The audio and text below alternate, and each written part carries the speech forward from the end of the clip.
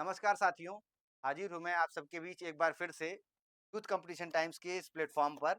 देखिए, हम लोग एसएससी जीडी की इस पुस्तक को डिस्कस कर रहे हैं। इसमें प्रीवियस ईयर्स के आए हुए सभी प्रश्नों को एक-एक करके हम लोग सॉल्व कर रहे हैं।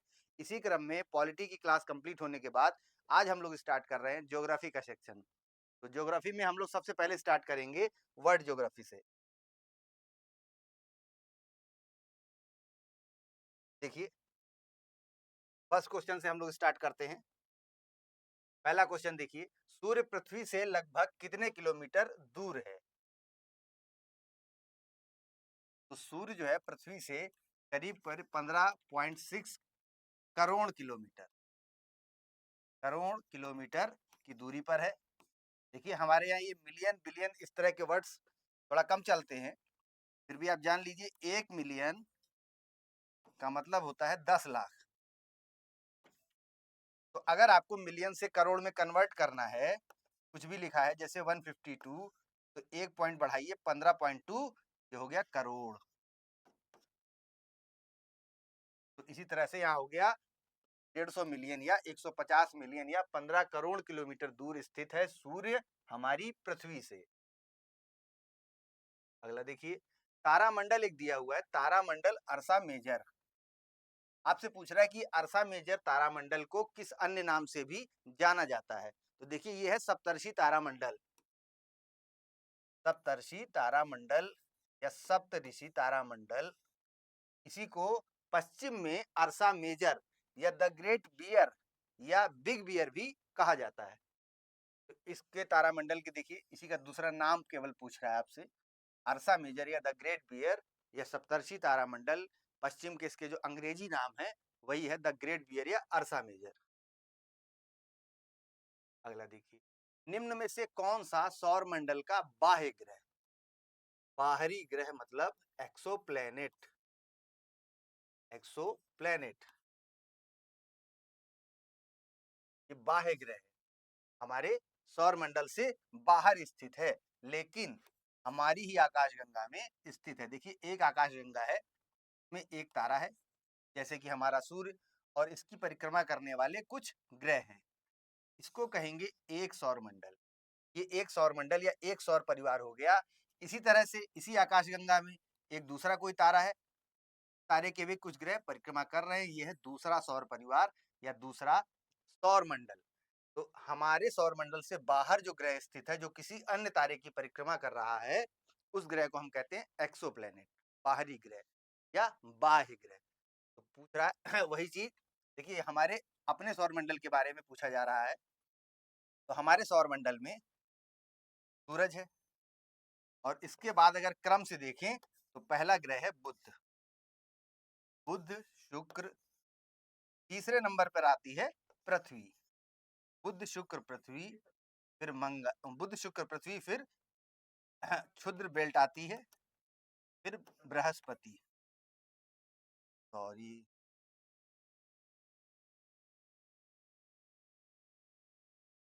बुध शुक्र पृथ्वी, मंगल, फिर आती है क्षुद्र बेल्ट, और फिर बृहस्पति, फिर शनि, फिर इसके बाद अरुण, वरुण और यम।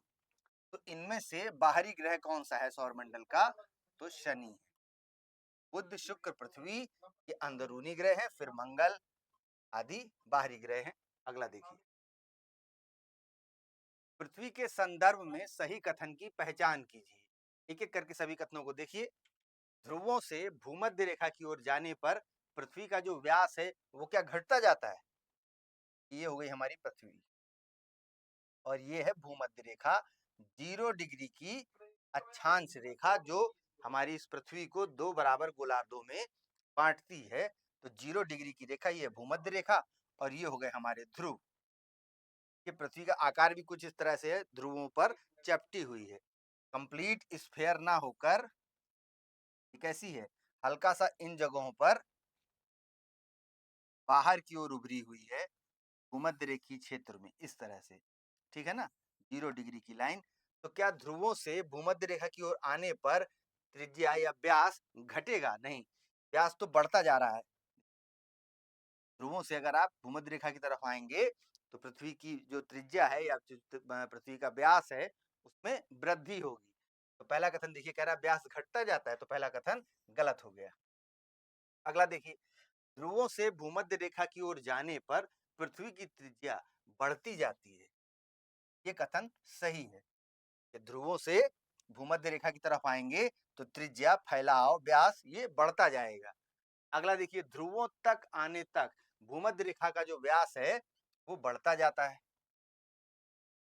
कहने का मतलब ये कह रहा है कि भूमध्य रेखा से ध्रुवों तक आने पर क्या व्यास बढ़ेगा? बढ़ेगा नहीं, यहाँ से उल्टा जाएंगे तो घटता जाएगा व्यास, ऊपर की तरफ व्यास कम होता जाएगा।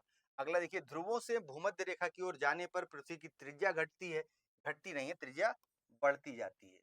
तो आपका इसमें ऑप्शन बी सही हो गया। अगला देखिए, निम्न सूची में से एक वामन ग्रह की पहचान करें। वामन ग्रह या फिर बौना ग्रह। क्या कह रहा है? बौना ग्रह। ये बौना ग्रह किसको बताया गया है? तो ये प्लूटो को बताया। अगला देखिए, हमारे सौर मंडल के बाहर निम्न में से ऐसा कौन सा ग्रह है जो आमतौर पर हमारी आकाशगंगा में किसी अन्य तारे की परिक्रमा कर रहा है? देखिए, अभी जो कॉन्सेप्ट आपको बताया जा रहा था, ये हमारी आकाशगंगा है, इस आकाशगंगा में हमारा सूर्य है और ये कुछ ग्रह इसकी परिक्रमा कर रहे हैं। तो ये हो गया एक सौर परिवार, एक सौर मंडल। इसी तरह से एक आकाशगंगा में एक से अधिक या कितने भी सौर मंडल हो सकते हैं। यहाँ देखिए कोई और अलग स्टार है, तो आपसे यही पूछ रहा है कि हमारी ही आकाशगंगा में, देखिए हमारी आकाशगंगा में किसी अन्य तारे की परिक्रमा कर रहा है, तो उसको क्या कहेंगे? तो उसको एक्सोप्लैनेट कहेंगे। बाह्य ग्रह, बाहरी ग्रह, किससे बाहर है? बाहरी ग्रह या एक्सोप्लैनेट तो किससे बाहरी है? हमारे सौर मंडल से बाहर है, हमारे सौर परिवार से, हमारे सोलर सिस्टम से बाहर मौजूद है ये ग्रह, इसी को हम कहेंगे एक्सोप्लैनेट। ये ग्रह हमारे तारे की परिक्रमा नहीं कर रहा है, बल्कि हमारी आकाशगंगा में किसी दूसरे तारे की परिक्रमा कर रहा है। ठीक है, अगला देखिए, सौर मंडल की खोज किसने की? तो सौर मंडल की खोज कापरनिकस महोदय ने की, ऑप्शन ए। सूर्य की उत्पत्ति लगभग वर्तमान आयु से कितने वर्ष पहले हुई थी? तो सूर्य की उत्पत्ति 4.6 बिलियन वर्ष पूर्व हुई थी। मंगल ग्रह का वातावरण ज्यादातर किससे बना है?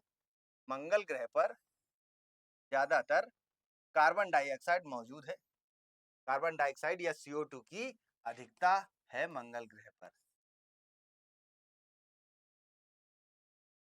गैनीमीड अब तक हमारी सौर प्रणाली में सबसे बड़ा चंद्रमा है, सबसे बड़ा चंद्रमा है गैनीमीड। ठीक है, वह किस उपग्रह की परिक्रमा करता है? उपग्रह क्या, ग्रह लिखना चाहिए इसको, किस ग्रह की परिक्रमा कर रहा है? तो देखिए, एक ग्रह होता है, इस ग्रह की जो परिक्रमा कर रहा है उसको हम कहेंगे उपग्रह। उपग्रह ग्रह की परिक्रमा करता है। जैसे अगर पृथ्वी के संदर्भ में देखें तो पृथ्वी का केवल एक उपग्रह है, कौन सा? मून या चंद्रमा। ठीक है, तो ऐसे ही पूछ रहा है कि गैनीमीड भी इसी प्रकार का एक चंद्रमा है, एक चंद्रमा मतलब वो एक उपग्रह है। तो गैनीमीड किसका उपग्रह है? गैनीमीड जो है ये बृहस्पति का उपग्रह है, गैनीमीड बृहस्पति का उपग्रह है। और ये देखिए हमारे सौर मंडल में सबसे बड़ा उपग्रह है, आकार के आधार पर, साइज के हिसाब से ये सबसे बड़ा उपग्रह है गैनीमीड। इसके बाद किसका नंबर आता है? तो टाइटन का आता है। टाइटन किसका उपग्रह है? सैटर्न या शनि का है। गैनीमीड के बारे में आपसे पूछ रहा है, गैनीमीड क्यों इंपॉर्टेंट है? गैनीमीड एक ऐसा उपग्रह है एकमात्र जिसका खुद का चुंबकीय क्षेत्र भी है। जैसे हमारे देखिए पृथ्वी का खुद का एक चुंबकीय क्षेत्र है, नॉर्थ पोल और साउथ पोल है, मैग्नेटिक नॉर्थ या मैग्नेटिक साउथ है। उसी तरह से बृहस्पति का ये उपग्रह गैनीमीड का खुद का चुंबकीय क्षेत्र है और ये उपग्रह सबसे बड़ा उपग्रह है। ठीक है, अगला देखिए, हमारी सौर प्रणाली में दूसरा सबसे बड़ा चंद्रमा, क्या आ गया? वही फैक्ट, दूसरा सबसे बड़ा चंद्रमा या कह लीजिए दूसरा सबसे बड़ा उपग्रह कौन सा? टाइटन। ये हमारी सौर प्रणाली में गैनीमीड के बाद दूसरा सबसे बड़ा उपग्रह है टाइटन। तो टाइटन किसका उपग्रह है या किसकी परिक्रमा कर रहा है? तो कोई भी उपग्रह अपने मूल ग्रह की परिक्रमा करता है। टाइटन शनि का उपग्रह है, तो शनि की परिक्रमा करेगा। अगला कथन देखिए, इन ग्रहों की कक्षाओं के मध्य शुद्ध ग्रहों की बेल्ट है। देखिए सूर्य हो गया,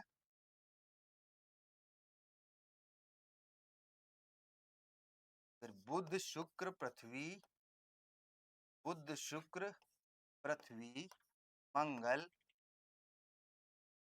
मंगल के बाद है एस्टेरॉइड बेल्ट, फिर आते हैं बृहस्पति या गुरु, फिर शनि। ये है क्रम ग्रहों का सूर्य से दूरी के आधार पर। ये हो गए हमारा सौर परिवार, सौर मंडल, बुध शुक्र पृथ्वी मंगल, बृहस्पति शनि अरुण वरुण यम।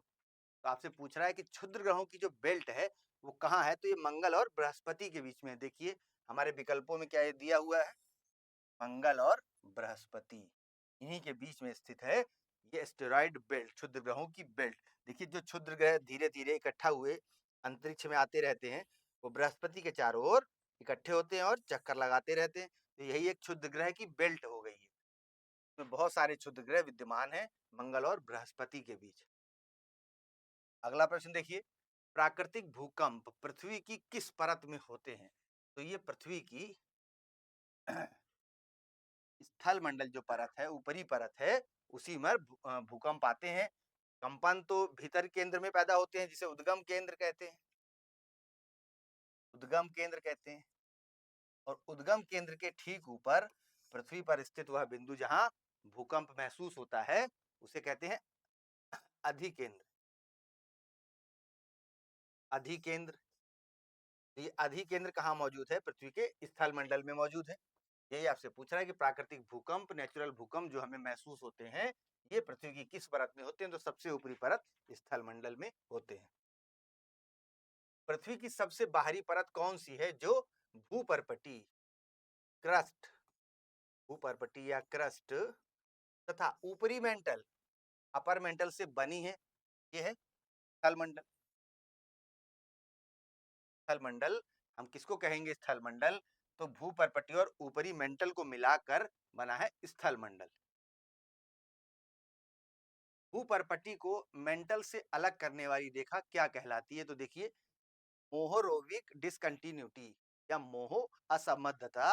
ये हमारे एक वैज्ञानिक हैं, भूगर्भ शास्त्री हैं, मोहोरोविक, मोहोरोविक, इन्हीं के नाम पर इस डिसकंटिन्यूटी का नाम रखा गया। डिसकंटिन्यूटी क्या है, असंबद्धता क्या है? देखिए जो भूपर्पटी, भूपर्पटी इसके नीचे है मेंटल, तो मेंटल को भी दो भागों में बांटा गया है, ऊपरी मेंटल और निचला मेंटल। तो ऊपरी मेंटल और भूपर्पटी के बीच में ये देखा गया है कि जो चट्टानों का घनत्व है उनमें परिवर्तन आता है, एक असंबद्धता है, एक समानता नहीं है। तो इसी कारण से इसको डिसकंटिन्यूटी का नाम दिया गया और जिन्होंने इसकी खोज की उन्हीं के नाम पर इसका नाम रख दिया गया, मोहो असंबद्धता। अगला देखिए, भारत का प्रायद्वीपीय पठार निम्न में से किस भूभाग का हिस्सा है? ये तो आप जरूर जानते हैं, गोंडवाना लैंड का हिस्सा है। प्रारंभ में एक पैंजिया नाम का एक विशाल भूखंड था, पैंजिया। फिर पैंजिया दो भाग में टूटा, अंगारा लैंड और गोंडवाना लैंड। तो ये गोंडवाना लैंड का ही भाग है भारत का जो दक्षिणी हिस्सा है। ये जो भारत का दक्षिणी हिस्सा है ये गोंडवाना लैंड का ही भाग है। ये कभी हमारे पृथ्वी में ये यहाँ मौजूद है अंटार्कटिका, ये कभी यहाँ एक बिल्कुल दक्षिणी सिरे पर स्थित था ये भाग, और ये उत्तर पूर्व की ओर गति करते करते आज देखिए लगभग भूमध्य रेखा से 8 डिग्री ऊपर, जहां से भारत का अक्षांशीय विस्तार शुरू होता है, आज यहाँ आ चुका है। इसके प्रमाण भी प्राप्त हुए हैं। दक्षिण भारत में खुदाई के दौरान बर्फ के साक्ष्य मिले हैं, जो ऐसे जीवों के सूक्ष्म जीव पाए गए हैं या अवशेष पाए गए हैं जो अंटार्कटिका महाद्वीप में पाए जाते हैं। इस प्रकार ये प्रूफ भी हो चुका है। तो वही आपसे पूछ रहा है कि भारत का प्रायद्वीपीय पठार निम्न में से किस भूभाग का हिस्सा है? तो ये गोंडवाना लैंड का हिस्सा है। अंगारा लैंड और गोंडवाना लैंड नाम के दो टुकड़ों में टूट गया था। क्या?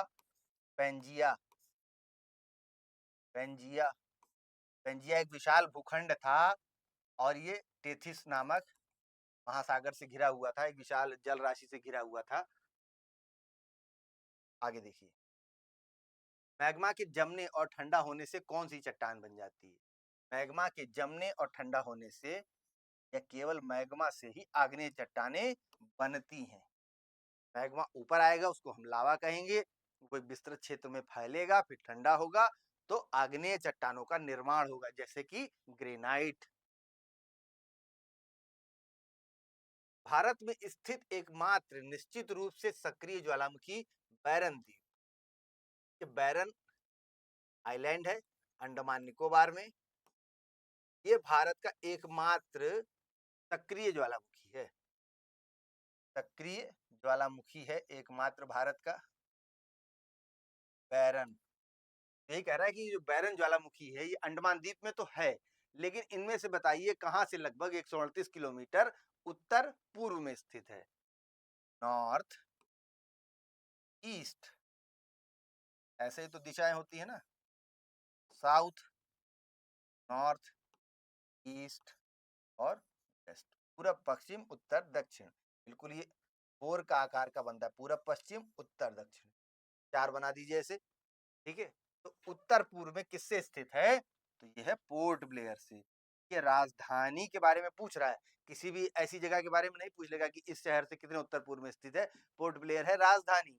तो कम से कम अगर आप बताना चाहें किसी को कि बैरन द्वीप जो है ज्वालामुखी ये अंडमान द्वीप में कहाँ स्थित है, तो ऐसे बता सकते हैं ना, पोर्ट ब्लेयर से लगभग 138 किलोमीटर उत्तर पूर्व में स्थित है। ये डिस्टेंस, ये दिशा तो खुद ही क्वेश्चन में दे दिया जा रहा है, तो पोर्ट ब्लेयर से इसको लिंक करिए, ऑप्शन डी सही हो गया। अगला देखिए, निम्न में से कौन सा कायांतरित चट्टानों का उदाहरण नहीं है? कायांतरित चट्टानें क्या है? देखिए, मैग्मा ठंडा होने से बनेगा आग्नेय चट्टान, आग्नेय चट्टान। और जब सेडिमेंट्स इकट्ठे होंगे, सेडिमेंट कहीं पर इकट्ठे होंगे तो बनेगी अवसादी चट्टान। अवसादों के जमा होने से बन जाएगी अवसादी चट्टान। जैसे अवसादी चट्टान कौन सी हो सकती है? चूना पत्थर, ये एक अवसादी चट्टान है। अवसादों के एक लंबे समय तक कहीं एक जगह पर इकट्ठा होते रहेगा, फिर अवसादी चट्टान बनेगी। आग्नेय चट्टान ज्वालामुखी उद्गार से जो मैग्मा या लावा निकलेगा उससे आग्नेय चट्टान बनेगी। फिर कायांतरित चट्टान क्या है? चट्टानों के कुल यही तीन प्रकार हैं। कायांतरित चट्टान आग्नेय अवसादी किसी भी प्रकार की चट्टान बन चुकी है, अब उस चट्टान पर बहुत लंबे समय तक दबाव और ताप की क्रियाएं, रासायनिक क्रियाएं होती रहेंगी, जिससे उसका कायांतरण हो जाएगा, उसका रूपांतरण हो जाएगा। तो रूपांतरित चट्टान कहिए या कायांतरित चट्टान कहिए, तो इनका निर्माण इसी प्रकार से होता है। कुल तीन प्रकार की आपकी चट्टानें हो गई, आग्नेय, अवसादी और कायांतरित चट्टानें। इनमें से बताइए कौन सी कायांतरित चट्टान का उदाहरण नहीं है? देखिए, ग्रेनाइट जो है ये है आग्नेय चट्टान, आग्नेय चट्टान का उदाहरण है, ना कि कायांतरित चट्टान का। ग्रेनाइट में ही अगर कायांतरण हो जाएगा तो क्या बनेगा? तो बनेगा नीस, ठीक है। कायांतरण के बाद तो नीस क्या है? कायांतरित चट्टान है, क्लाउडजाइट भी है और सिस्ट भी है, तो ग्रेनाइट कायांतरित चट्टान नहीं है, यही आपसे पूछा है। तो अगला कथन देखिए, क्वेश्चन, वे ज्वालामुखी जो बहुत लंबे समय से उद्गारित नहीं हुए हैं।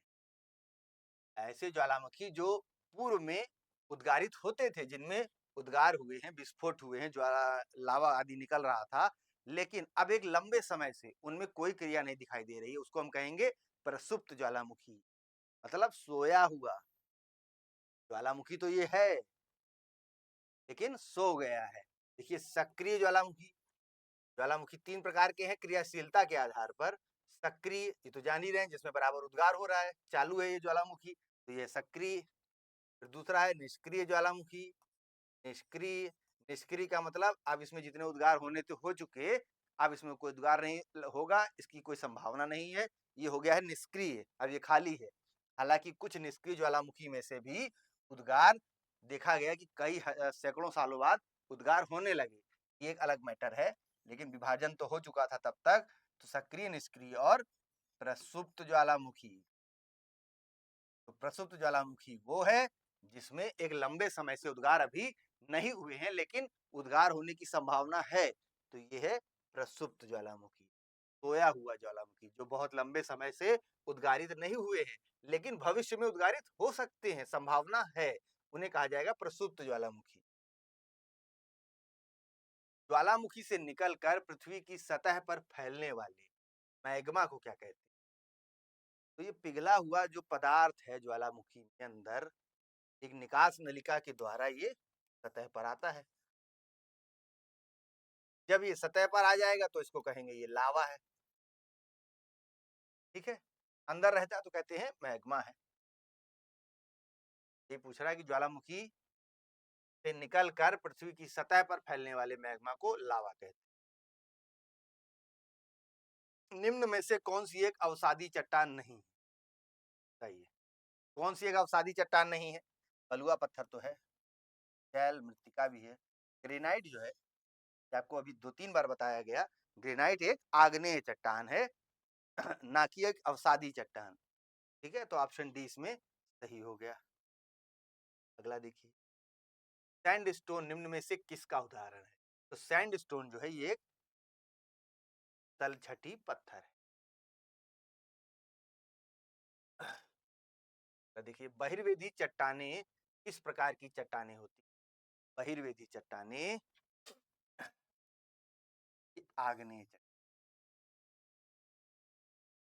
अगला देखिए, निम्न में से कौन एक कायांतरित चट्टान नहीं है? तो कायांतरित चट्टान चूना पत्थर नहीं है, चूना पत्थर अवसादी चट्टान है।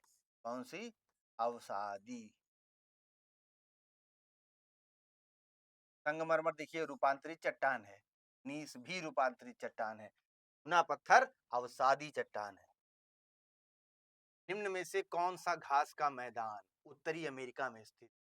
देखिए, उत्तरी अमेरिका में प्रेयरी घास का मैदान स्थित है। ये क्यों मशहूर है? इसे गेहूं की टोकरी भी कहा जाता है। प्रेयरी मैदान में, या उत्तरी अमेरिका के जो क्षेत्र हैं जिनमें प्रेयरी मैदान पाया जाता है, वहां गेहूं की फसल बहुत अच्छी होती है। तो खास तौर से घास का मैदान सभी एग्जाम्स में आपसे कभी सुमेलित करने के लिए दे देगा, या डायरेक्ट फैक्ट ही पूछ लेगा कि फला घास का मैदान कहाँ स्थित है। तो घास के मैदानों को थोड़ा देख लीजिए। देखिए, यूएस, यहाँ है प्रेयरी, तो आप लोग नोट भी कर सकते हैं। यूएस में है प्रेयरी, यूरोप में है स्टेपीज, स्टेपीज। फिर साउथ अफ्रीका के क्षेत्र में आइए, यहाँ है वेल्ड। ऑस्ट्रेलिया में आइए, यहाँ है डाउन्स। क्या ऑस्ट्रेलिया अगर ग्लोब पे देखेंगे तो सबसे नीचे है, डाउन में स्थित है, यहाँ है ऑस्ट्रेलिया ऐसे कुछ करके। तो ऑस्ट्रेलिया डाउन में है, तो वहां डाउन्स। साउथ अफ्रीका या अफ्रीका से लिंक कर लीजिए, यहाँ बिल्डिंग के कारण देखिए लोग का कलर जो है बहुत दब जाता है। साउथ अफ्रीका में वेल्ड, यूरोप में स्टेपर, स्टेपर से याद कर लीजिए, स्टेप एक वहां बहुत मशहूर है। तो यूरोप में स्टेपीज, यूएस में प्रेयरी। पंपास कहाँ है? देखिए, जैसे उत्तरी अमेरिका महाद्वीप और दक्षिण अमेरिका महाद्वीप, तो उत्तरी अमेरिका में है प्रेयरी, दक्षिण अमेरिका में है पंपास। प्रेयरी और पंपास दोनों पी से है, इसको याद कर ले। यह है अर्जेंटीना का क्षेत्र, दक्षिण अमेरिका महाद्वीप में। इस किनारे पर देखिए, यहाँ है चिली, पेरू, फिर यहाँ है अर्जेंटीना, यहीं पे है पैराग्वे और उरुग्वे, और फिर यहीं पर है ब्राजील। तो ये जो क्षेत्र है पूरा, अर्जेंटीना, उरुग्वे और ब्राजील का क्षेत्र, यहीं पर पाया जाएगा पंपास घास के मैदान।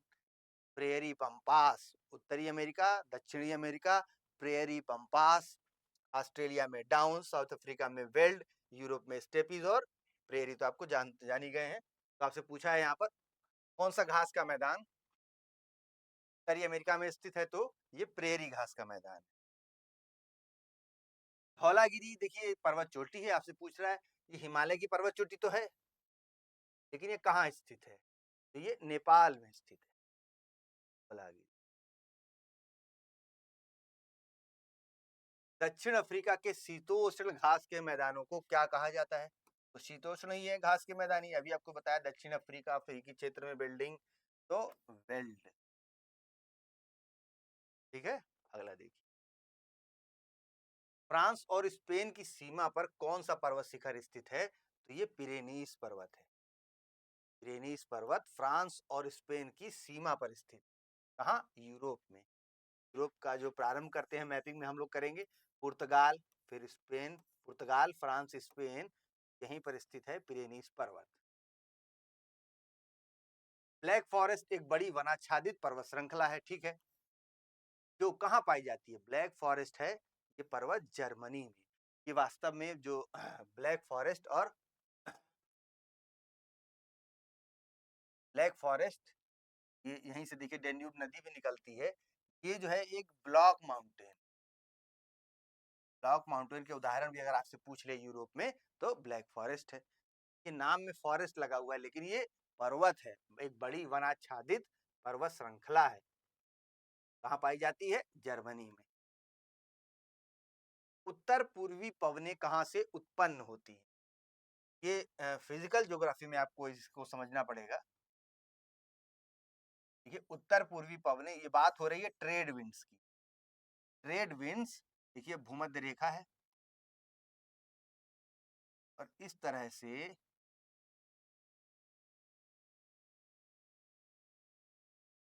उत्तर पूर्वी व्यापारिक पवनें और दक्षिण पूर्वी व्यापारिक पवनें चलती हैं, दोनों ही गोलार्ध में भूमध्य रेखा की तरफ। यही पवनें देखिए भारत में मानसून के आगमन का कारण बनती हैं। तो ये बहुत ही महत्वपूर्ण पवनें हैं, ट्रेड विंड्स या उत्तर पूर्वी व्यापारिक पवनें। तो पूछ रहा है ये उत्पन्न कहाँ से होती? देखिए 30 डिग्री अक्षांश, 30 degree north, 30 degree south, 30 degree अक्षांश, इनको कहते हैं हॉर्स लैटिट्यूड। क्यों? 30 डिग्री अक्षांश पर वायुदाब जो है वो बहुत उच्च है। देखिए भूमध्य रेखा पर वायुदाब बहुत कम है। क्यों? भूमध्य रेखा पर सूर्य तक की प्राप्ति वर्ष भर लगातार होती है, लगभग पूरे वर्ष जो है सूर्य भूमध्य रेखा पर लंबवत चमकता है। इस कारण से वहां सूर्य तप बहुत मिल रहा है। इस कारण से हवाएं गर्म होकर ऊपर उठती हैं, जिस कारण से वायुदाब बहुत कम हो जाता है। यहाँ तो 0 डिग्री से अगर आप 5 डिग्री तक देखें तो डोल ड्रम पेटी कहा जाता है। डोल ड्रम पेटी मतलब बिल्कुल शांत पेटी, तो यहाँ हवाओं की कोई चहल पहल नहीं है। ये निम्न दाब का क्षेत्र है, लो प्रेशर का क्षेत्र है। और जो 30 डिग्री अक्षांश है ये उच्च हाई प्रेशर का क्षेत्र है, क्योंकि 0 डिग्री से जो हवाएं ऊपर उठ रही हैं वो इसी 30 डिग्री अक्षांश पर नीचे उतरती हैं। यही कारण है कि 30 डिग्री अक्षांश पर उच्च वायुदाब है। तो हॉर्स लैटिट्यूड क्यों कहते हैं? पुराने समय में देखिए जो अरब आदि व्यापारी घोड़ों का व्यापार करते थे, तो जब वो इस क्षेत्र में आते थे तो उनकी नाव आगे नहीं बढ़ पाती थी उच्च दाब की वजह से। तो इसी कारण से यहाँ उन्हें अपने घोड़ों को भी समुद्र में फेंक देना पड़ता था। इसी कारण से इसका नाम पड़ा अश्व अक्षांश। अश्व अक्षांश या हॉर्स लैटिट्यूड, अश्व अक्षांश।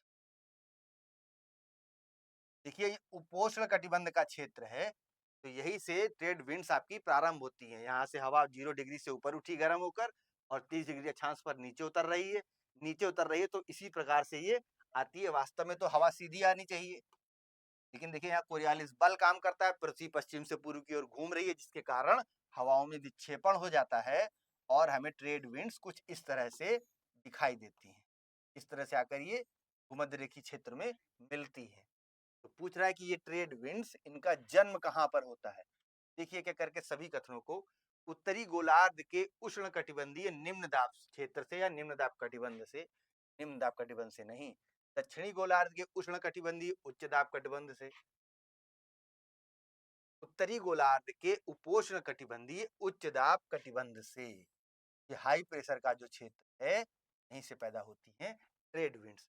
देखिए दक्षिणी गोलार्ध को शामिल नहीं किया क्योंकि आपसे केवल नॉर्थ ईस्ट की जो ट्रेड विंड है के बारे में पूछ रहा है। अगर केवल पूछे कि ट्रेड विंड्स कहाँ से पैदा होती हैं तो विकल्प में क्या हो जाएगा? उत्तरी गोलार्ध और दक्षिणी गोलार्ध के उपोष्ण कटिबंधीय उच्च दाब पेटी से।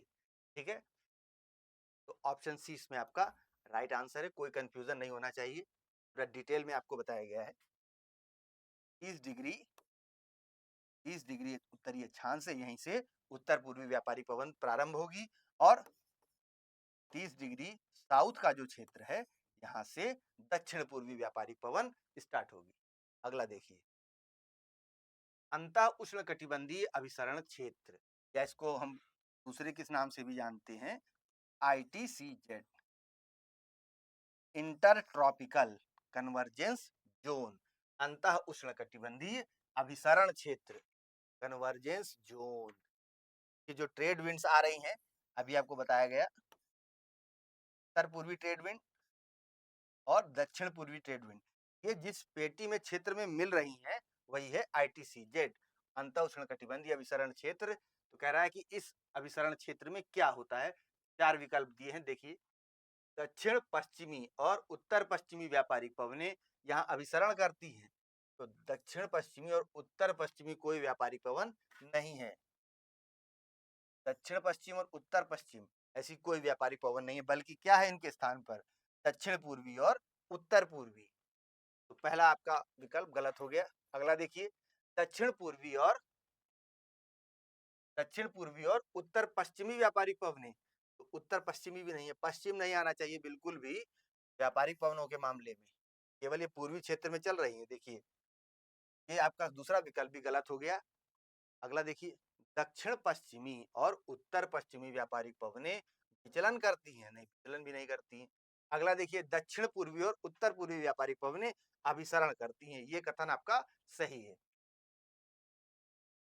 दक्षिण पूर्वी और उत्तर पूर्वी, या कह लीजिए नॉर्थ ईस्ट, एनी और एसी ट्रेड विंड्स कहाँ मिल रही हैं, जहां मिल रही हैं वहीं पर हम कहेंगे ये है ITCZ क्षेत्र, अंतः उष्ण कटिबंधीय अभिसरण क्षेत्र। तो ऑप्शन डी आपका इसमें सही हो गया। अगला देखिए, पृथ्वी के वायुमंडल की पहली परत कौन सी है, ये क्षोभ मंडल। इसको पहली परत ना कह के अगर निचली परत कहा जाए तो ये ज्यादा उचित होगा, निचली परत। देखिए, ये हमारी पृथ्वी है, हमारी पृथ्वी के चारों ओर गैसों का एक आवरण है। तो इस तरह से गैसियस इस आवरण को हम 5 परतों में विभाजित कर देते हैं। तो जो सबसे पहली परत है वो है क्षोभ मंडल, फिर क्षोभ मंडल के बाद आएगा समताप मंडल,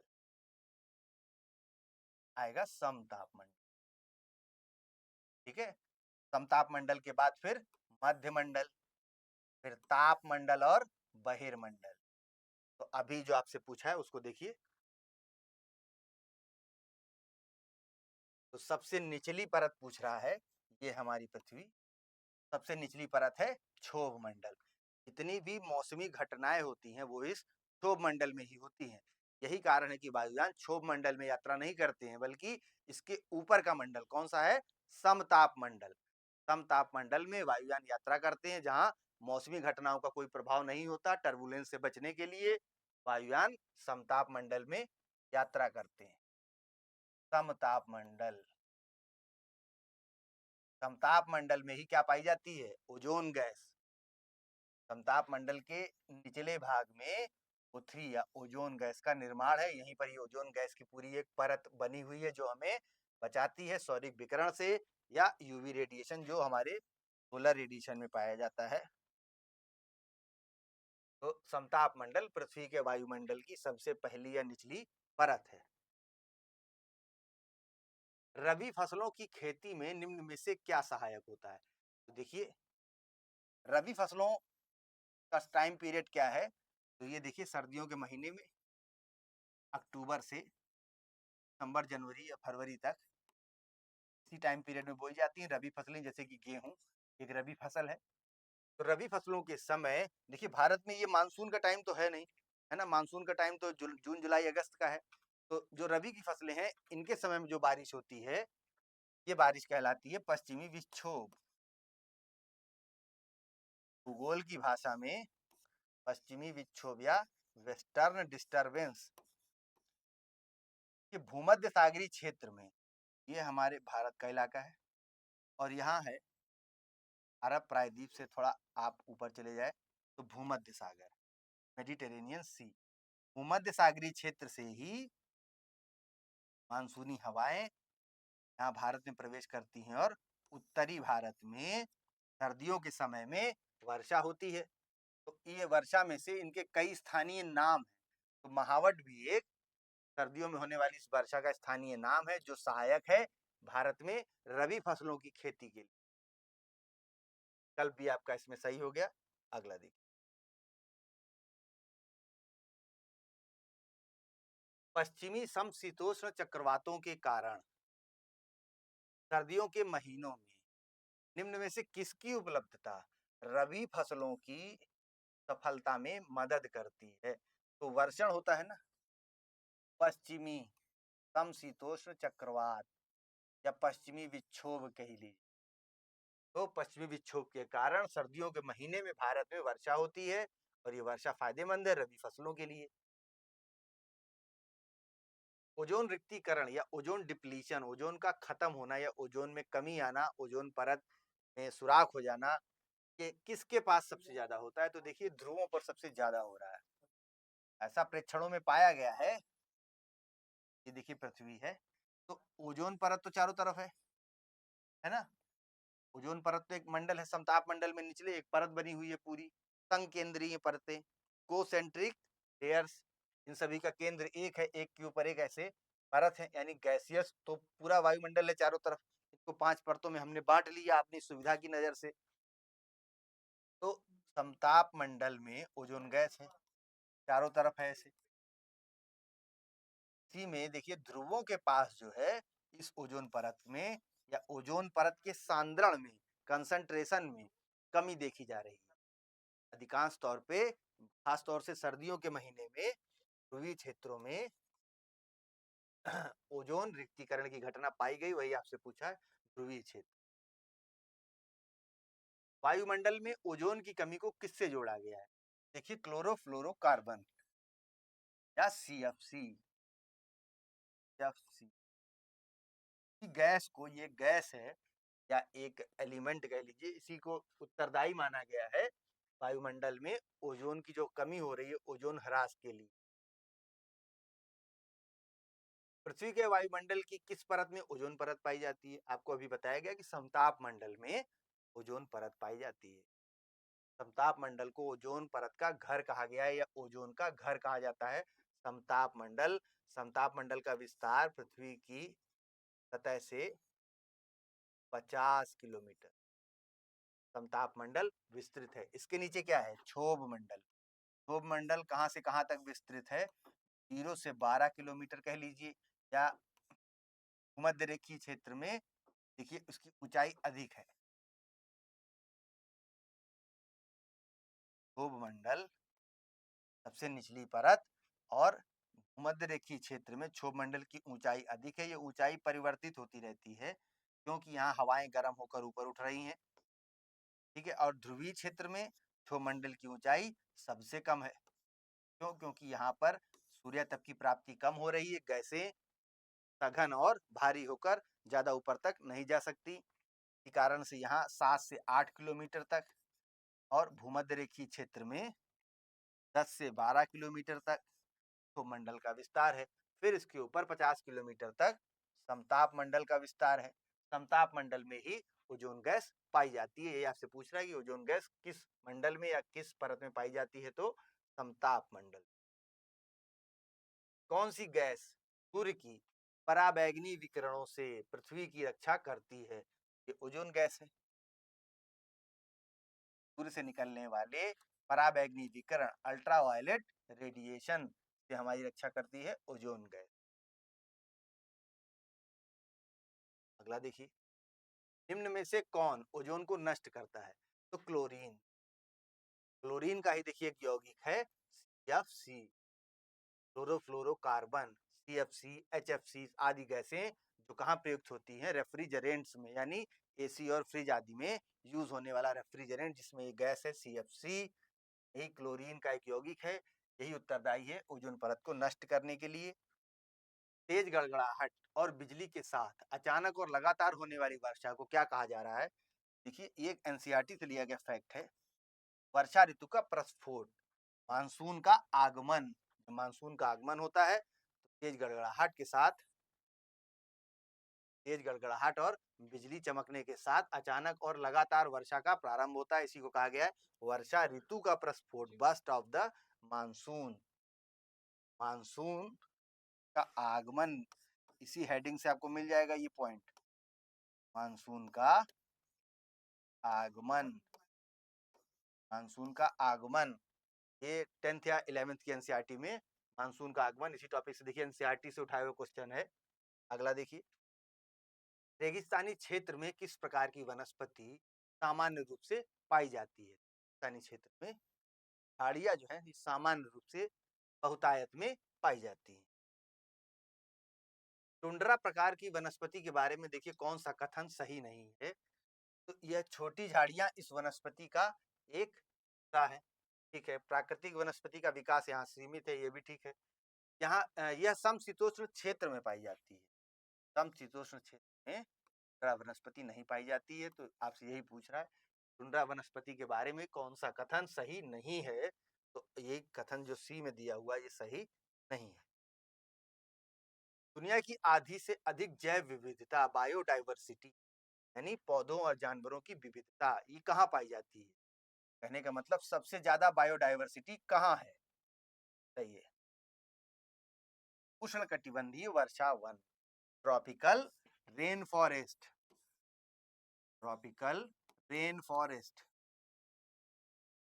रेन फॉरेस्ट या वर्षा वन, ये ट्रॉपिकल रेन फॉरेस्ट कहाँ पाए जाएंगे? ये पाए जाएंगे भूमध्य रेखीय क्षेत्र में। ये देखिए, ये 0 डिग्री की अक्षांश रेखा, इसी को हम कह रहे हैं भूमध्य रेखा। यहाँ की क्या खासियत है? भूमध्य रेखा पर पृथ्वी सूर्य जो है वो वर्ष भर लंबवत चमकता है। यही कारण है यहाँ सूर्य तप की बहुत ज्यादा प्राप्ति होगी, और ये सूर्य तप की प्राप्ति होगी तो वर्षा भी अधिक होगी, क्योंकि ये पूरा समुद्री क्षेत्र है अधिकांश रूप से। इसी कारण से यहाँ नमी और तापमान, जीवों को पनपने के लिए मूल रूप से यही दो चीजें चाहिए। क्या क्या? नमी और तापमान। तो यहाँ नमी भरपूर मिल रही है। जो भूमध्य रेखीय क्षेत्र है, यहाँ देखिए हर 2-4 दिन पर तेज गड़गड़ाहट के साथ बारिश होती है, जैसे इंडोनेशिया का क्षेत्र है और हमारे ब्राजील का क्षेत्र, ये सब क्षेत्रों में या मध्य अमेरिका का क्षेत्र हो गया, यहाँ वर्षा की मात्रा अधिक है, तापमान तो अधिक है ही, क्योंकि सूर्य वर्ष भर लंबवत है।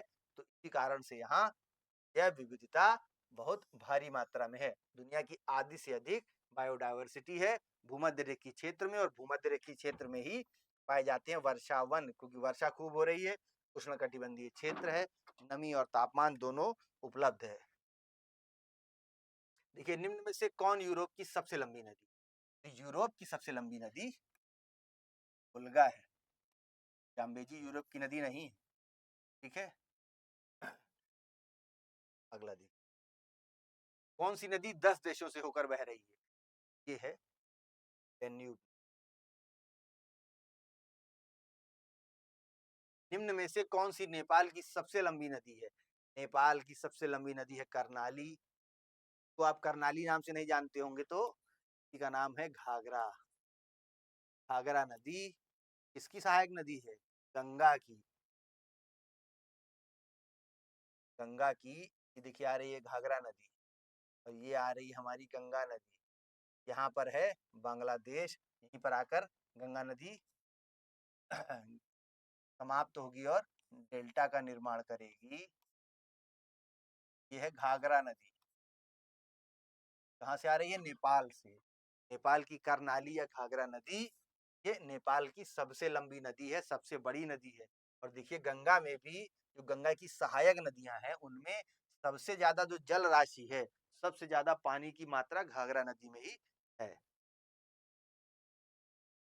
ये कौन सा एक अभ्यास है जिसका उद्देश्य वैकल्पिक मौसम में एक से अधिक फसलों की खेती करना है? क्या ये खरीफ फसल लेना, सीढ़ीदार खेती, या वन कृषि? तीनों ही विकल्प आपके गलत हैं। देखिए, बहुविध फसल खेती, यही है एक अभ्यास जिसका उद्देश्य वैकल्पिक मौसम में एक से अधिक फसलों की खेती करना है। एक ही भूमि पर एक साथ दो या दो से अधिक फसलें उगाना है, तो क्या कहा जाएगा, कौन सी फसल प्रणाली है? ये मिश्रित कृषि या मिश्रित फसल प्रणाली है। निम्न में से कौन सा श्रम सघन उद्योग है? श्रम सघन उद्योग बताया गया है चाय को, एनसीईआरटी में। बिल्कुल वहीं का फैक्ट माना जाएगा और है भी। क्यों? क्योंकि कारण क्या दिया गया है कि इसमें लगातार पत्तियों को चुनने के लिए बहुत अधिक श्रमिकों की आवश्यकता होती है। यही तो काम है ना चाय बागानों में। कौन सा श्रम गहन उद्योग या श्रम सघन उद्योग है जिसमें श्रम की आवश्यकता बहुत ज्यादा पड़ती है? तो वो चाय है। हरित क्रांति निम्न में से किस राष्ट्र में पहले शुरू की गई? तो हरित क्रांति शुरू हुई थी मैक्सिको में। मैक्सिको एक मध्य अमेरिकी देश है जहां पर व्यक्ति थे नार्मन बोरलाग। नार्मन बोरलाग इन्होंने क्या किया, इन्होंने गेहूं की एक बौनी प्रजाति, गेहूं का पौधा पहले बड़ा होता था जो तेज हवा तेज बारिश आदि में गिरकर खराब हो जाता था, तो नार्मन बोरलाग ने गेहूं का एक बौनी प्रजाति का विकास किया और इसमें साथ ही इस प्रजाति में उत्पादकता भी बहुत ज्यादा थी। तो यहीं से प्रारंभ माना जाता है हरित क्रांति। ये प्रारंभ हुई थी मैक्सिको में।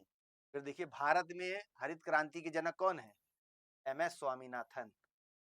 भारत में एमएस स्वामीनाथन को माना जाता है कि हरित क्रांति के जनक हैं और मैक्सिको में नॉर्मन बोरलाग की ही जो गेहूं की बौनी प्रजाति थी तो भारत में भी आयात किया गया और भारत में भी हरित क्रांति की शुरुआत हुई। इस तरह की जलवायु चाय के बागान के लिए सबसे उपयुक्त है? तो चाय के बागान को क्या चाहिए? लगातार पानी की आपूर्ति चाहिए। कारण से ये चाय के बागान जो है पहाड़ी ढलानों पर लगाए जाते हैं। पानी तो लगातार चाहिए, नमी बरकरार रहे लेकिन पानी रुकना नहीं चाहिए। तो इसको नमी और तापमान तापमान भी इसको अच्छा चाहिए, 25 डिग्री सेंटीग्रेड से ऊपर। तो यही कारण है कि गर्म और नम जलवायु चाय के बागान के लिए उपयुक्त है। ऑप्शन ए सही आंसर हो गया। अगला देखिए, निम्न में से कौन से देश में दुनिया का सबसे बड़ा कृषि भूमि क्षेत्र स्थित है? कहने का मतलब ये है कि किस देश में सबसे ज्यादा भूमि पर कृषि होती है या किस देश के पास एग्रीकल्चरल लैंड सबसे ज्यादा है? तो वो अमेरिका के पास है, संयुक्त राज्य अमेरिका, उत्तरी अमेरिका का एक देश। वह व्यवस्था जिसमें स्थानीय किसानों को एक खेत में अस्थायी रूप से खेती करने की अनुमति दी गई थी, वो व्यवस्था क्या कहलाती थी? तो ये है टोंगिया कृषि। ये व्यवस्था कहाँ हुई? ये म्यांमार में हुई।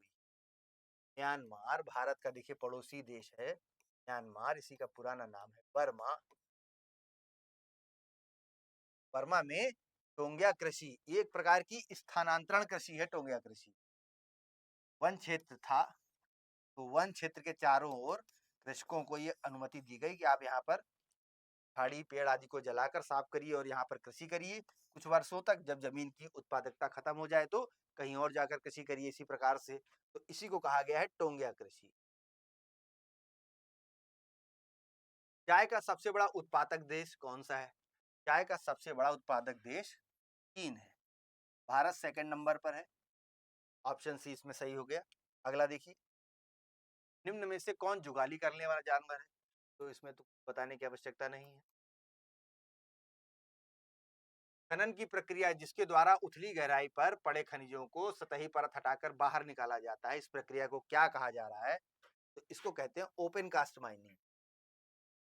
ओपन कास्ट माइनिंग में बहुत गहराई तक खुदाई नहीं की जाती है बल्कि भूपरपटी या सतह की ऊपरी परतों को हटाकर ही जो कम मात्रा में ही सही खनिज प्राप्त होते हैं, ये कह रहे हैं ओपन कास्ट माइनिंग। कौन सा जल मार्ग अटलांटिक महासागर को प्रशांत महासागर से जोड़ता है? यह है पनामा नहर, है ना। यहाँ है अटलांटिक सागर, यहाँ है प्रशांत महासागर और बीच में क्या है? उत्तरी अमेरिका महाद्वीप और दक्षिणी अमेरिका महाद्वीप। तो ये मध्य अमेरिका का जो क्षेत्र है यहीं पर बना दी गई पनामा नहर, बना दी गई ना पनामा नहर, और पनामा नहर द्वारा जोड़ दिया गया किसको, अटलांटिक और पैसिफिक या प्रशांत महासागरों को, दो महासागरों को जोड़ दिया गया। इससे पहले के समय में अगर प्रशांत महासागर से अटलांटिक महासागर जाना है तो दक्षिण अमेरिका के बिल्कुल दक्षिणी किनारे से घूम कर जाना पड़ता था ऐसे।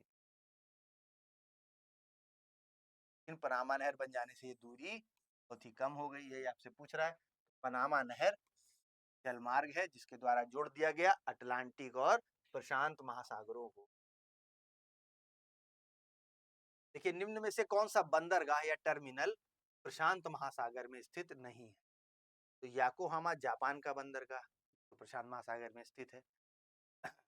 शंघाई या चीन, सिडनी और ऑस्ट्रेलिया ये भी प्रशांत महासागर में ये बंदरगाह स्थित है, प्रशांत महासागर है, किनारों पर तो है। अब देखिए जो ब्राजील का बंदरगाह है ये दक्षिण अमेरिका महाद्वीप में, ये है देश ब्राजील, यहाँ पर अटलांटिक महासागर और प्रशांत महासागर यहाँ पर है। ब्राजील प्रशांत महासागर में स्थित ना होकर कहाँ है, अटलांटिक महासागर में ब्राजील का बंदरगाह। भाई आपसे पूछ रहा है निम्न में से कौन सा बंदरगाह प्रशांत महासागर में स्थित नहीं है, तो ब्राजील। निम्न में से कौन सा समुद्री बंदरगाह हिंद महासागर में स्थित नहीं है, देखिए चेन्नई ये बंदरगाह समुद्री बंदरगाह हिंद महासागर में ही स्थित है। ऑस्ट्रेलिया में मेलबर्न, ऑस्ट्रेलिया में मेलबर्न जो है ये बंदरगाह कहाँ स्थित है, तो हिंद महासागर में स्थित है। जकार्ता इंडोनेशिया ये तो पूरा का पूरा ही हिंद महासागर में।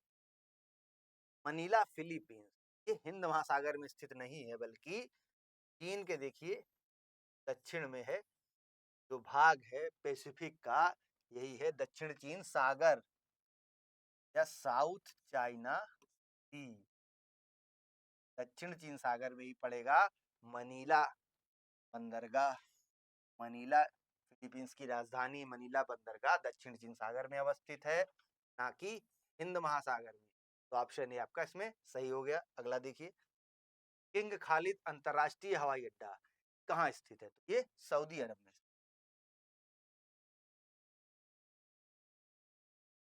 दुनिया की पहली भूमिगत रेलवे प्रणाली अंडरग्राउंड रेलवे सिस्टम कहाँ शुरू हुआ था दुनिया में पहली बार, तो दुनिया में पहली बार भूमिगत रेल चलाई गई थी लंदन में। परिवहन का सबसे सस्ता साधन क्या है, तो जल मार्ग ही परिवहन का सबसे सस्ता साधन है। निम्न में से किस महासागर में टोरेस जलडमरू मध्य, टोरेस जलडमरू मध्य या टोरेस जल संधि मौजूद है, कह रहा है कहाँ मौजूद है, देखिए ये है ऑस्ट्रेलिया दक्षिण में, ये है ऑस्ट्रेलिया और यहाँ है Papua New Guinea. Papua New Guinea ये देश है, इन्हीं के मध्य में स्थित है टोरेस जल संधि। ये किस महासागर में पड़ रही है, ये शांत महासागर। अगला देखिए भारत और श्रीलंका को कौन सी जल संधि अलग करती है, तो ये पाक जल संधि भारत और श्रीलंका के बीच मौजूद है। अगला देखिए कुडनकुलम नाभिकीय ऊर्जा संयंत्र, एक परमाणु ऊर्जा या नाभिकीय ऊर्जा संयंत्र लगाया गया था भारत में तमिलनाडु के कुडनकुलम में। वही पूछा है आपसे कुडनकुलम कहाँ है, तमिलनाडु में। किस राज्य में स्थापित किया गया, तमिलनाडु राज्य में स्थापित किया। ऊर्जा बचाने के लिए देश भर में किसको बढ़ावा दिया जाए, ये है एलईडी, एलई लाइट एमिटिंग डायोड, प्रकाश उत्सर्जक डायोड। ऑप्शन सी में आपका राइट आंसर है। अगला देखिए भारत में कौन सा गैर पारंपरिक ऊर्जा स्रोत उपलब्ध है, गैर पारंपरिक, पारंपरिक ऊर्जा स्रोत क्या है, जो परंपरा से हम लोगों द्वारा यूज किया जा रहा है, जैसे उपले, लकड़ी, कोयला, पेट्रोलियम, सब क्या है परंपरागत रूप से यानी एक लंबे समय से मनुष्यों द्वारा उपभोग इनका किया जा रहा है ऊर्जा प्राप्ति के लिए, तो ये परंपरागत स्रोत है।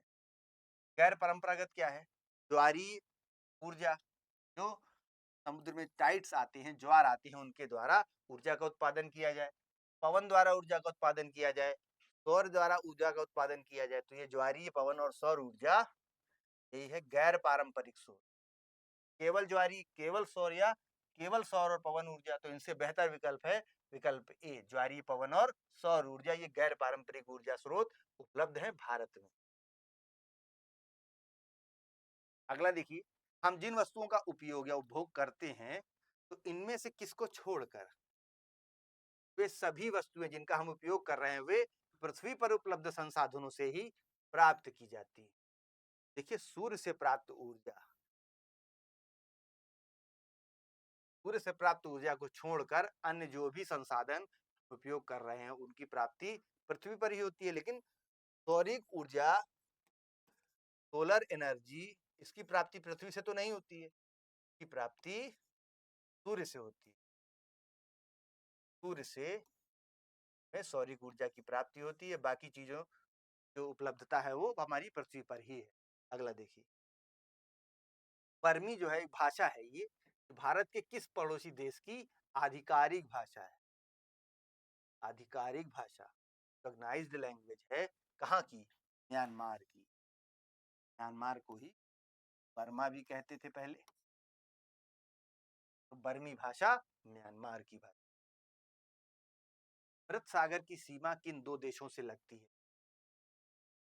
यह है इजराइल, यहाँ पर है वेस्ट बैंक, अभी किसका पार्ट है ये विवाद का विषय है, और जॉर्डन। इजराइल और जॉर्डन की सीमा पर ही मौजूद है डेड सी, डेड सी या मृत सागर। अत्यधिक लवणता वाला ये एक जल भूमि क्षेत्र है, डेड सी। देखिए विकल्पों में, विकल्प सी में आपके दिया हुआ इजराइल और जॉर्डन, मृत सागर की सीमा इन दो देशों से लगती है, इजराइल और जॉर्डन से। व्यक्तिगत संचार के साधनों का एक उदाहरण दीजिए। कि व्यक्तिगत संचार साधन क्या है? रेडियो जो है व्यक्तिगत संचार साधन ना होकर सार्वजनिक संचार साधन है। रेडियो द्वारा सार्वजनिक रूप से एक बड़ी आबादी, बड़ी संख्या तक पहुंचा जा सकता है। कंप्यूटर भी यही काम करता है, सार्वजनिक संचार साधन है। टेलीविजन तो है ही सार्वजनिक संचार साधन। टेलीविजन के द्वारा सार्वजनिक रूप से देखिए सूचनाओं, समाचार, चलचित्रों आदि का प्रसारण किया जा सकता है। टेलीफोन सेवा जो है, इसमें आप व्यक्तिगत रूप से संचार कर सकते हैं, यही है व्यक्तिगत संचार साधन। अगला देखिए, वर्तमान में पृथ्वी पर अलवण जल, अलवण जल का क्या मतलब है? अलवण जल मतलब मीठा जल, मीठा जल मतलब पीने योग्य जल, ऐसा जल जो हमारे पीने योग्य है। कि सागरों में जो जल मौजूद है वो लवणीय जल है, लवण जल, मीठा जल नहीं है, ये पीने योग्य नहीं है। तो अलवण जल जो है, जो पीने योग्य जल है, उसका 70% स्रोत कहाँ से प्राप्त किया जाता है? अंटार्कटिका, ग्रीनलैंड और दुनिया के पहाड़ी क्षेत्र जो हैं वहीं पर मौजूद है मीठे जल का 70% स्रोत। अधिकांश मीठा जल इन्हीं क्षेत्रों में ग्लेशियर्स के रूप में मौजूद है। अगला देखिए, एल नीनो एक ऐसी घटना है जिसमें हर 2 से 5 साल में कहाँ के तट से गुजरने वाली ठंडी धारा के स्थान पर गर्म धारा बहने लगती है, को एल नीनो कहते हैं। देखिए ये है दक्षिण अमेरिका महाद्वीप, और यहीं पर मौजूद है चिली, चिली, यहाँ मौजूद है पेरू। ये दो देश हैं, चिली, पेरू, दक्षिण अमेरिका महाद्वीप है, और यहाँ पर, यहाँ देखिए है एंडीज पर्वतमाला। कौन सी पर्वतमाला? एंडीज।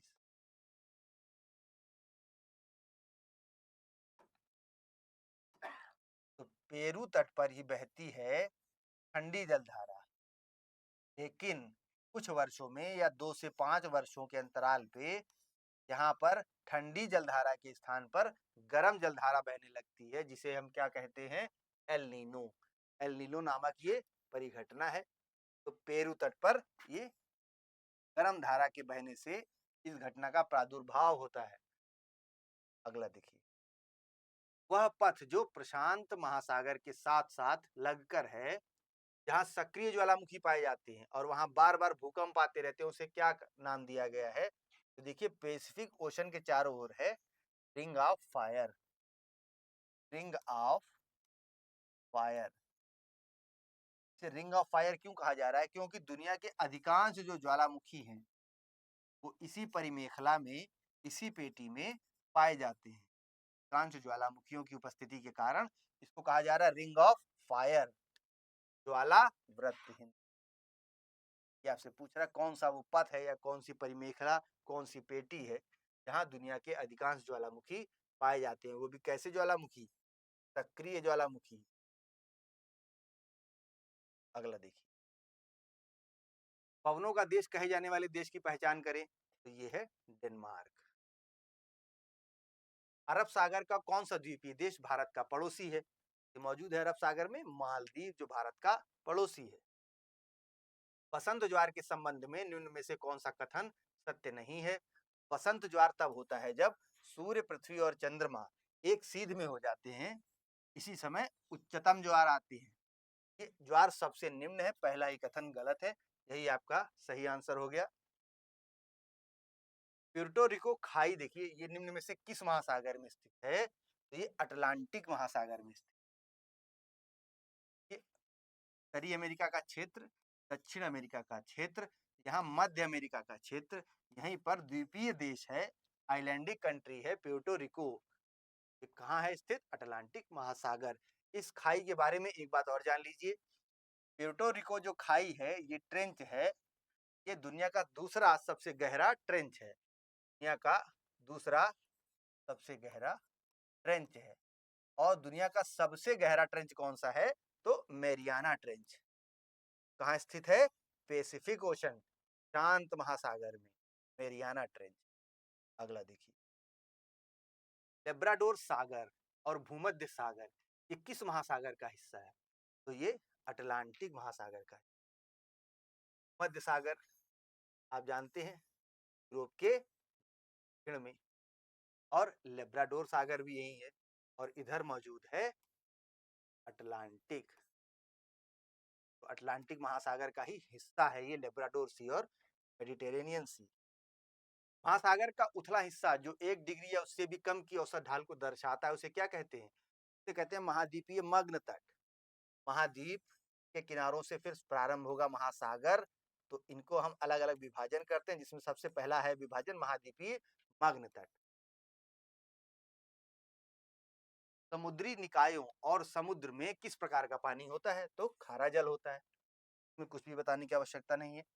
सामान्यतः गर्म महासागरीय धाराएं देखिए किस रेखा के निकट उत्पन्न होती हैं? तो भूमध्य रेखा पर सौरिक ऊर्जा की प्राप्ति, सोलर एनर्जी की प्राप्ति सबसे ज्यादा है, वहां का जल गर्म होकर धाराओं के रूप में ध्रुवों की ओर बहने लगता है। तो महासागरीय, गर्म महासागरीय धाराओं की उत्पत्ति मध्य रेखा के पास होती है।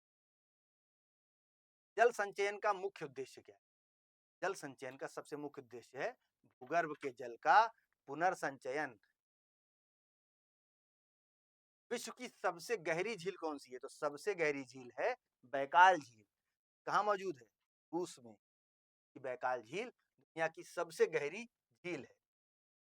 ये सुपीरियर झील भी इसमें दे रहा है, इससे संबंधित फैक्ट भी देख लीजिए।